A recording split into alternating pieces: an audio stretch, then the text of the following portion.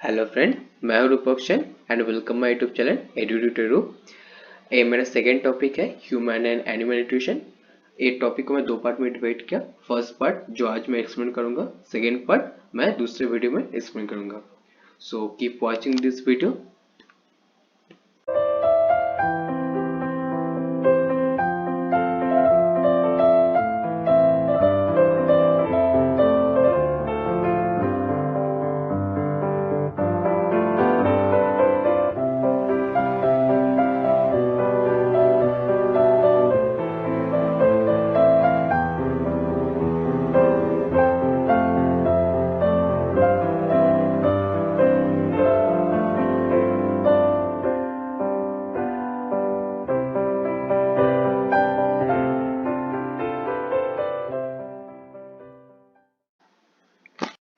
Introduction.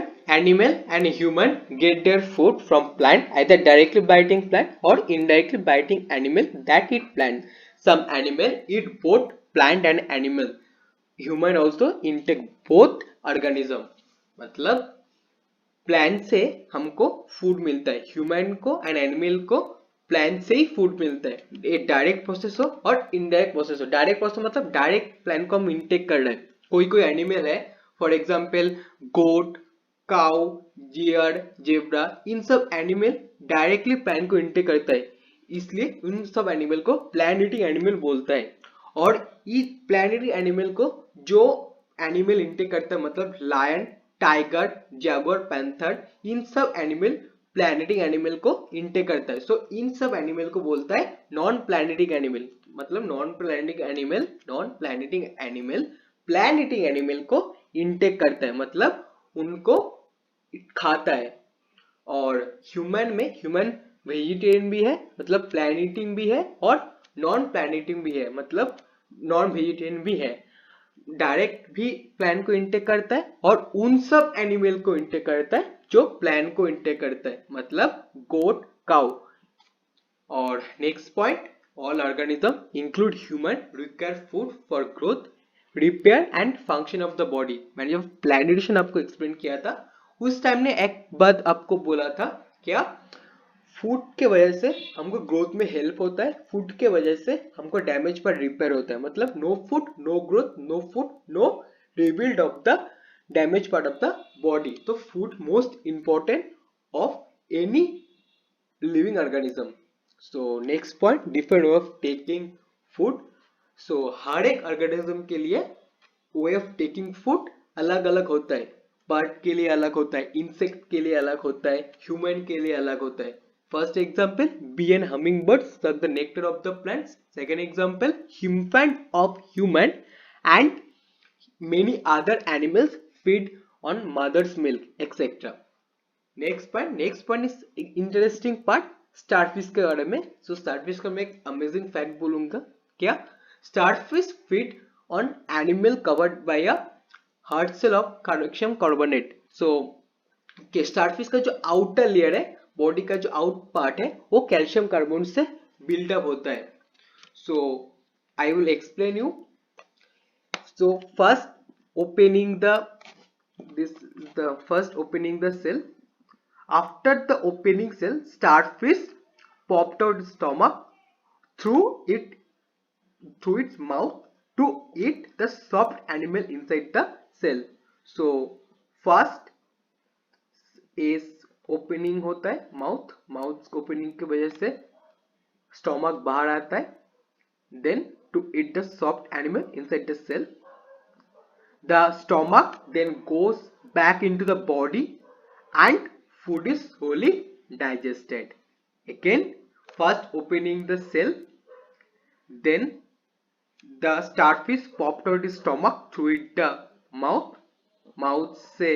Mouth first open होता है, open होने के बाद इस माउथ से स्टोमक बाहर निकलता है, then to eat the soft animal inside the cell. The stomach then goes back into the body and the food is slowly digested. Next is a food cycle. Plant is called producer and plant eating animal called herbivore, and this plant eating animal को जो non प्लैनेटिंग animal intake करता है उनको बोलता है carnivore, and producer and हार्मिवोर को जो intake करता है मतलब ह्यूमन, उनको बोलता है ओमनिवोर। मतलब ये ओमनिवोर ऑर्गेनिज्म क्या है, प्रोड्यूसर मतलब प्लांट एंड हर्बीवोर मतलब प्लैनेटिंग एनिमल, दोनों को ही इंटेक करता है। This is a cycle. Plant sunlight के प्रेजेंस से, सॉइल से वाटर एंड मिनरल्स के लेके उनका फूड प्रिपेयर करता है। उसके बाद इन सब प्लांट को हार्मिवोर इंटेक करता है, हार्मिवोर को इंटेक करता है omnivore and carnivore. Carnivore only plant eating animal को इंटेक करता है एंड ओमनिवोर प्लांट को भी इंटेक करता है एंड प्लैनेटिंग एनिमल को भी इंटेक करता है। Next picture, mode of nutrition. This already I told you, plant is a producer, then herbivore, then omnivore, then carnivore, then the composer nutrition. Then comes to digestion, the process in which the food containing large insoluble substance is broken down into small water soluble substance which can be absorbed by our body, it's called digestion। मतलब हम जो food intake करता है उस time वो food क्या रहता है, लार्ज क्वांटिटी में रहता है और इनसॉल्युबल रहता है।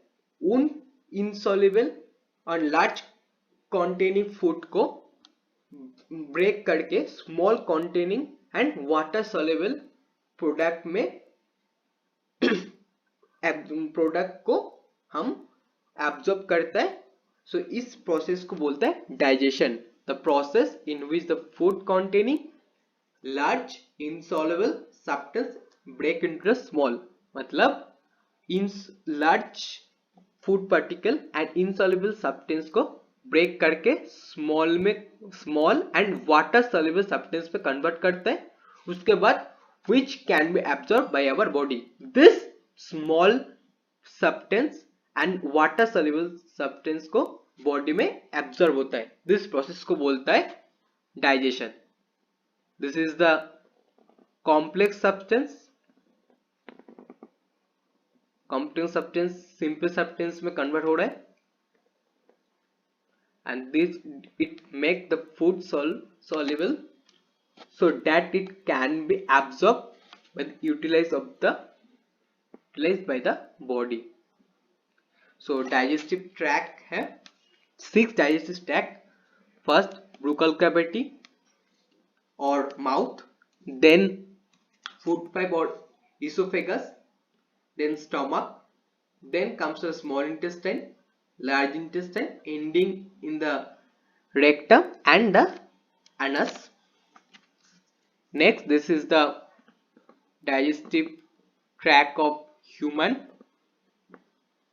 this is a buccal cavity, this is a salivary gland, this is the food pipe or esophagus, another tract is a stomach, then another tract is a small intestine, then another tract is a large intestine, rectum, anus।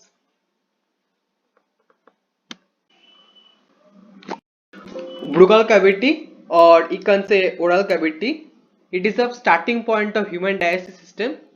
हम कोई भी खाना जब intake करता है वो पहले वो फूड पार्टिकल कॉम्प्लेक्स सब्सटेंस पे रहता है, देन वो फूड पार्टिकल को अच्छे से चूइंग करके हम सिंपल सब्सटेंस में कन्वर्ट करता है। हम जब सिंपल सब्सटेंस में कन्वर्ट कर रहे हैं उस टाइम वो फूड पार्टिकल में सैलिवरी ग्लैंड से सैलिवरी रिलीज होके वो सैलिवरी अच्छे से मिक्स होता है, प्रोसेस को और भी इजी करता है। सैलिवरी ओनली कार्बोहाइड्रेट टाइप का फूड ही डाइजेस्ट करता है एंड सैलिवरी में दो टाइप का एंजाइम होता है, टायलिन जो कार्बोहाइड्रेट को मोल्टोज में एंड मैल्टोज जो मोल्टोज को ग्लूकोज में कन्वर्ट करता है। Then this half digested food oesophagus का थ्रू से स्टोमक में एंट्री लेता है। देन जब वो स्टोमक से आता है इसोफेगस थ्रू से, इसोफेगस में उस टाइम पेलिसोलिस नाम का एक मूवमेंट होता है। देन वो उसके बाद वो फूड स्टमक में आता है। Stomach is a sac like structure, it is located between liver and pancreas. So stomach only digest fat and protein type food, not digest carbohydrate type food. So stomach में दो type का gland, gastric gland होता है, एक oxyntic, दूसरा है peptic. Peptic gland से peptic juice release होके वो फूड के साथ अच्छे से मिक्स्ड होता है एंड फूड पार्टिकल को और ज्यादा सिंपल सब्सटेंस में कन्वर्ट करता है। देन उस partial digested food small intestine में आ रहा है। I going to tell you two important point. First is the liver. It also help in digestive system. Liver is a big gland of human body and it is located above the stomach and is brownish color. Liver से जो digestive juice निकलता है वो भी digestive process में बहुत help करता है। देन पैंक्रियास भी डाइजेस्टिव सिस्टम में बहुत हेल्प करता है। पैंक्रियास से जो पैंक्रियाटिक जूस निकलता है वो प्रोटीन, फैट, कार्बोहाइड्रेट को डाइजेस्ट होने में हेल्प करता है। देन दिस पार्शियली फूड जो स्मॉल इंटेस्टाइन का हिस्सा में आया अंडर पार्ट में, उस टाइम कार्बोहाइड्रेट ग्लूकोज में, फैटी एसिड में एंड प्रोटीन एमिनो एसिड में कन्वर्ट होता है। Then this partially food intestinal villi में एंट्री लेता है।